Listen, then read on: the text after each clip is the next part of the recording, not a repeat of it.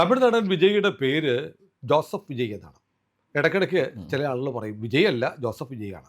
ഇപ്പോൾ ദാ ഒരു വാർത്ത കേൾക്കുന്നു, ജോസഫ് വിജയ് ആയ വിജയ് ഹിന്ദു മതത്തിലേക്ക് പോകുന്നു. കഴിഞ്ഞ ഇടയ്ക്ക് ഞാൻ തിരഞ്ഞെടുപ്പിന് തൊട്ട് മുമ്പ് ഒരു ചിത്രം കണ്ടിരുന്നു. ഒരു പള്ളിയിൽ കത്തോലിക്ക പള്ളി ക്രിസ്ത്യൻ ചർച്ചിൽ മുട്ടിലിഴഞ്ഞ് നീങ്ങുന്ന വിജയുടെ വീഡിയോ കണ്ടിരുന്നു. അപ്പോൾ വിജയ് തൻ്റെ ഐഡൻറ്റിറ്റി ക്രിസ്ത്യാനിറ്റിയാണ് എന്ന് വിളിച്ചു പറയുന്ന ഒരു വീഡിയോ ആയിരുന്നു. മുട്ടിലിഴഞ്ഞ് അൾത്താരയ്ക്ക് സമീപത്തേക്ക് പോകുന്ന വിജയ്. പക്ഷേ ഇപ്പോൾ തമിഴ്നാട്ടിൽ വ്യാപകമായി സോഷ്യൽ മീഡിയയിൽ പ്രചരിക്കുകയാണ് വിജയ് മതം മാറുന്നു, വിജയ് ഹിന്ദു ആകാൻ പോകുന്നു. തെരഞ്ഞെടുപ്പ് കഴിഞ്ഞാൽ AIDMK BJP മുന്നണി, അതായത് NDAയുടെ ഘടകകക്ഷിയായിട്ട് വിജയ് ചേരും, വിജയുടെ TVK ചേരും എന്നുള്ള വാർത്തയുണ്ട്. അങ്ങനെ ഒരു ഭരണമാണ് തമിഴ്നാട്ടിൽ വരാൻ പോകുന്നത്. NDA ഭരിക്കും, വിജയ് കൂടെ ഉണ്ടാവും എന്നുള്ള വാർത്ത വരുന്ന കൂട്ടത്തിലാണ് വിജയ് മതം മാറാൻ പോകുന്നു. വിജയുടെ അച്ഛൻ്റെ പേര് എന്തോ ഹിന്ദു പേരാണ്, ചന്ദ്രശേഖർ എന്നാണ്. അത് പക്ഷേ തമിഴ്നാട്ടിലെ പൊതുവെ എല്ലാവരുടെയും പേര് കേട്ട് കഴിഞ്ഞാൽ അങ്ങനെയാണ്. നടൻ അശോകൻ ഉണ്ടായിരുന്നല്ലോ പണ്ട്, വില്ലനൊക്കെ ആയിട്ട് അഭിനയിച്ചിട്ടുണ്ട്.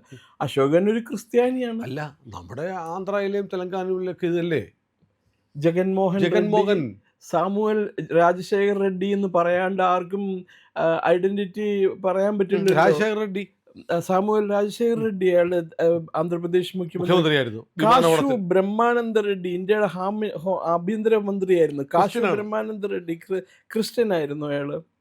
പക്ഷേ ഈ വാർത്ത ഇപ്പോൾ ഞാനിപ്പോൾ കുമാർ സാറിനോട് ചോദിക്കാൻ കാരണം, ദീർഘകാലം തമിഴ്നാട്ടിൽ ജോലി ചെയ്തിട്ടുണ്ട്, ചെന്നൈയിൽ ജോലി ചെയ്തിട്ടുണ്ട്. അപ്പോൾ അങ്ങേക്ക് ചില സോഴ്സൊക്കെ ഉണ്ട്. എന്താണ് വിജയെക്കുറിച്ച് വളരെ പെട്ടെന്ന് ഇങ്ങനൊരു വാർത്ത പരക്കാൻ കാരണം? അല്ല, വിജയ് ഹിന്ദു മതത്തിലേക്ക് വരുന്നതായിട്ടുള്ള ഒരു വാർത്ത ഒന്നും ഇതുവരെ വന്നിട്ടില്ല. അദ്ദേഹം ഇന്ന് തിരുച്ചെണ്ടൂരിലെ മുരുകൻ കോവിലിൽ പോയി പ്രാർത്ഥിച്ചു എന്നുള്ളത് ശരിയാണ്. ഒരു ക്രിസ്ത്യാനിക്ക് അത് പോകാൻ പറ്റുമോ? അതേസമയം വിജയ് അവിടെ പോകണം, അങ്ങനെ പ്രാർത്ഥിക്കണം എന്നുണ്ടെങ്കിൽ രഹസ്യമായിട്ട് പോയി പ്രാർത്ഥിച്ചാൽ മതിയായിരുന്നു. ജനങ്ങളുടെ മുമ്പിൽ ഒരു ഷോ ബിസിനസ്. ഈ സുനിൽ, ഒരു കാര്യമുണ്ട് കേട്ടോ, രാഷ്ട്രീയത്തിലും അതുപോലെ സിനിമയിലും നമുക്ക് ധാരാളം ഇതുണ്ട്, എന്താ പറയണേ, ഈ പാഷാണം വർക്കിമാരുണ്ട്. പാഷാണം വർക്കിനെ കുറിച്ച് അറിയില്ലേ? കാലടി ഗോപിയുടെ പ്രധാന കഥാപാത്രമാണ് 7 രാത്രികളിൽ. അവര് ഹിന്ദുക്കളുടെ വീട്ടിൽ ചെല്ലുമ്പോൾ കൃഷ്ണന്റെ ലോക്കറ്റ് എടുത്തിടും, എൻ്റെ ക്രിസ്ത്യാനികളുടെ വീട്ടിൽ ചെല്ലുമ്പോൾ ലോക്കറ്റ് ഇങ്ങനെ തിരിച്ചു വേണം, ഇവിടെ കൊന്തയായിരിക്കും, ക്രൂശ് തരും, സംഭവം ഉണ്ടാവും. അപ്പം അതിൻ്റെ ഒരു ഇതായിട്ടാണ് ഞാനിപ്പം വിജയമായിട്ടൊക്കെ വളരെ അടുത്ത ബന്ധമുള്ള ഒരാളായിട്ട് സംസാരിച്ചത്. അപ്പം അങ്ങനെയൊന്നുമില്ല. നാളെ അദ്ദേഹം തിരുച്ചെണ്ടൂരിലല്ല, ഒരു സായിഗ്രാമിൽ പോകുന്നുണ്ട്. അല്ല, തിരുച്ചെന്തൂർ അതിപ്രശസ്തമായ മുരുകക്ഷേത്രം അല്ലേ? വലിയ ഫേമസ് പാട്ടൊക്കെ ഉണ്ട്. തിരുച്ചെണ്ടൂരിൻ കടലോരത്തിൽ സെന്തിൽനാഥൻ അരശാങ്കം. അത് ഇപ്പോഴും എന്താ പാട്ടാണ്, മൈ ഗോഡ്, 10-60 വർഷമായി ആ പാട്ട് വന്നിട്ട് ഇപ്പോഴും തേടി തേടി വരുവോർക്കെല്ലാം. അതെ അതെ അതെ അതെ അതെ അതെ പോയിട്ടുണ്ടോ തിരുച്ചെണ്ടൂർ? മൈ ഗോഡ്, എന്തൊരു ക്ഷേത്രാണെന്നറിയാമോ അത്?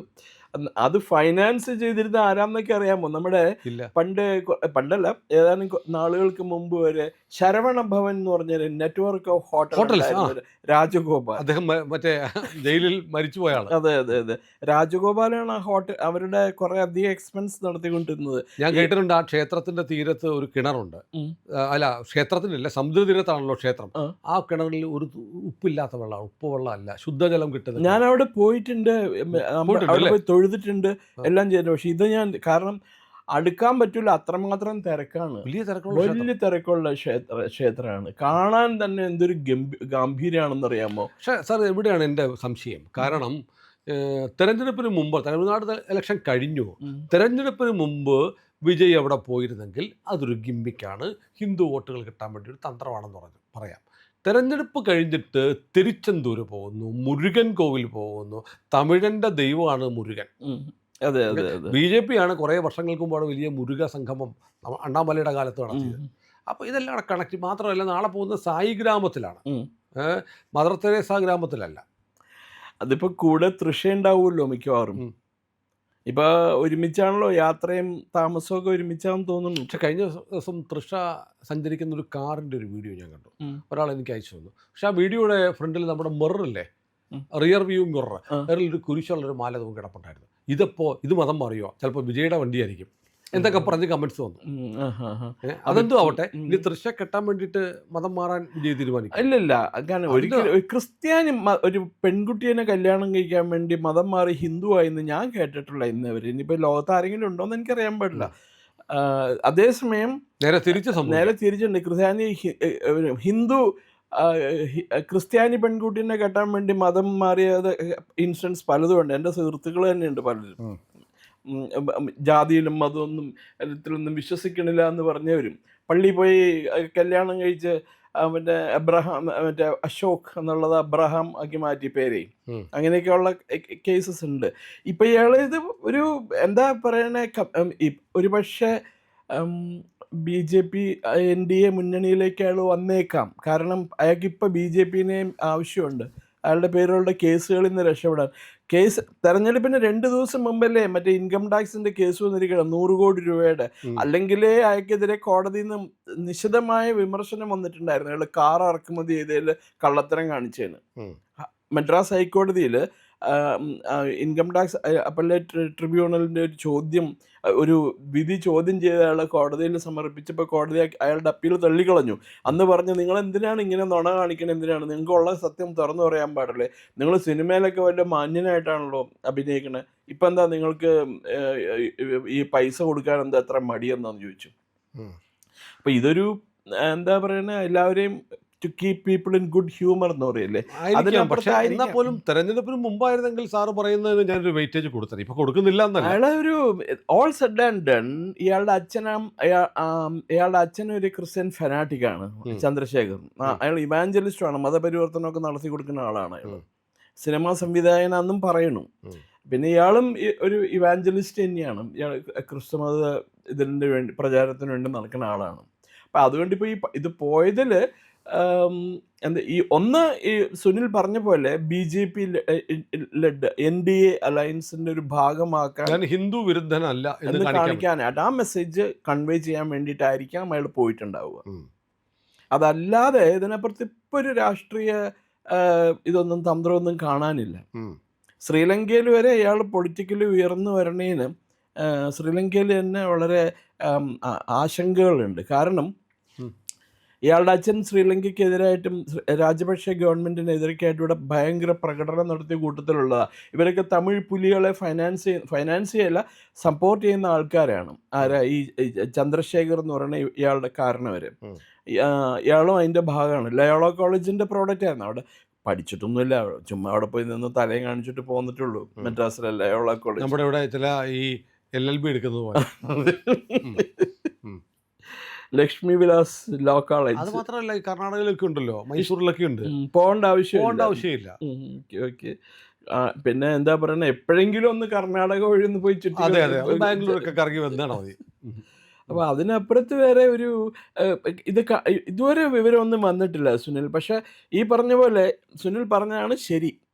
അത് നല്ല ശക്തിയായ ഒരു പോസിബിലിറ്റിയാണത്. കാരണം NDA മുന്നണിയിൽ അയാൾ ചേരുമ്പോൾ അയാൾ ഒരു ഹിന്ദു വിരുദ്ധനല്ല.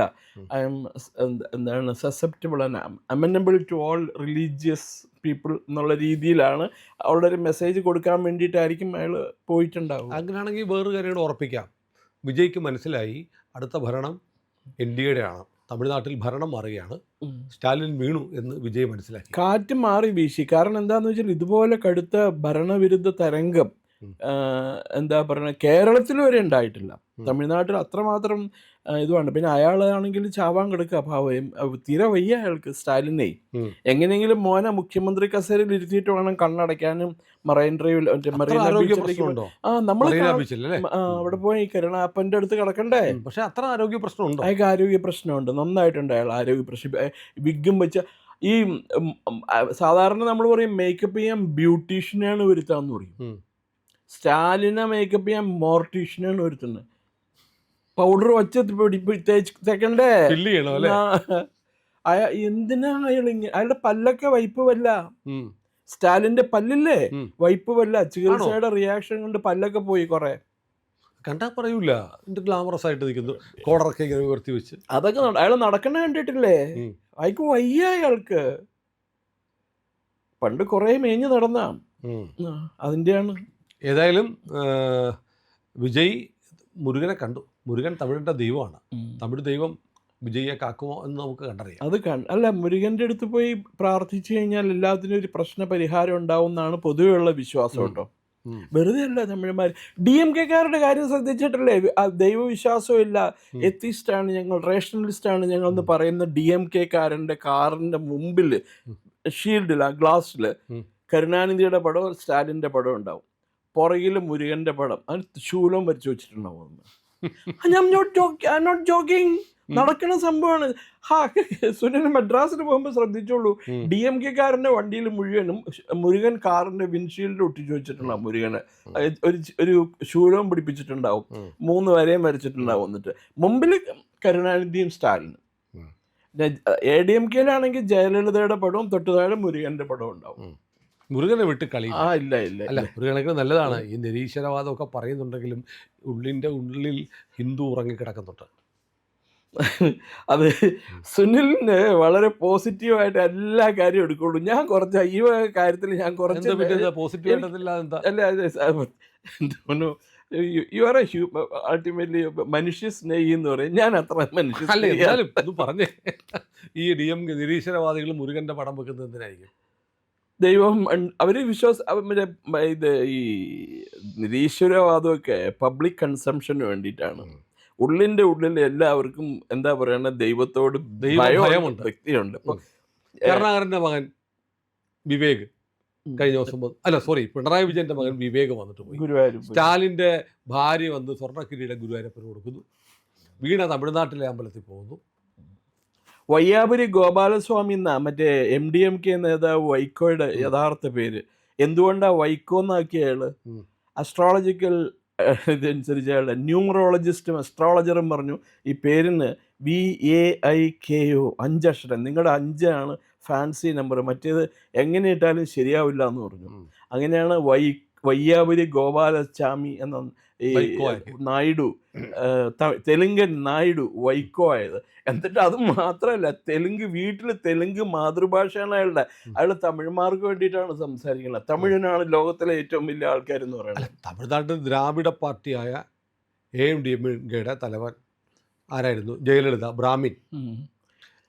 കരുണാനിധി തമിഴനാണോ? തെലുങ്കൻ. അതെ. തമിഴ് ജനതയുടെ ഒരു കഷ്ടം അല്ലേ? അവിടെ ആദ്യമായിട്ട് ഒരു മാന്യനായിട്ടുള്ള ഒരു മുഖ്യമന്ത്രി അവർക്ക് കിട്ടണ MG രാമചന്ദ്രനാണ്. DMK പാർട്ടികൾക്ക്. ആ MG രാമചന്ദ്രൻ മേനായിരുന്നു എന്നാണ് പറയുന്നത്. തൃശ്ശൂർക്കാരൻ മേനോ മറ്റായിരുന്നു എന്നാ പറയുന്നത്. ജാനകി മുഖ്യമന്ത്രിയെ കുറച്ച് വൈക്കത്തുകാരിയാണ്. അപ്പോൾ തമിഴിന് സ്വന്തമായിട്ടൊരു മുഖ്യമന്ത്രി കിട്ടി. സുനിലിന്റെ നാട്ടുകാരിയാണ്. എൻ്റെ നാട്ടുകാരിയാണ്. നമ്മുടെ വൈക്കം കവലയിൽ ജാനകിയുടെയും ഒക്കെ ഒരു പ്രതിമ ഉണ്ടാക്കി വെച്ചിട്ടുണ്ട്. ഏതായാലും പ്രിയപ്പെട്ട പ്രേക്ഷകരെ, വിജയെക്കുറിച്ച് ഇങ്ങനൊരു വാർത്തയുണ്ട്. നമ്മുടെ മാധ്യമങ്ങളൊന്നും പറഞ്ഞിട്ടില്ല, പറയാൻ ഇന്ത്യ ലൈവ് ഉണ്ടല്ലോ. അതുകൊണ്ട് ഇന്ത്യ ലൈവിൻ്റെ കൂടെ നിങ്ങളും ഉണ്ടാവണം.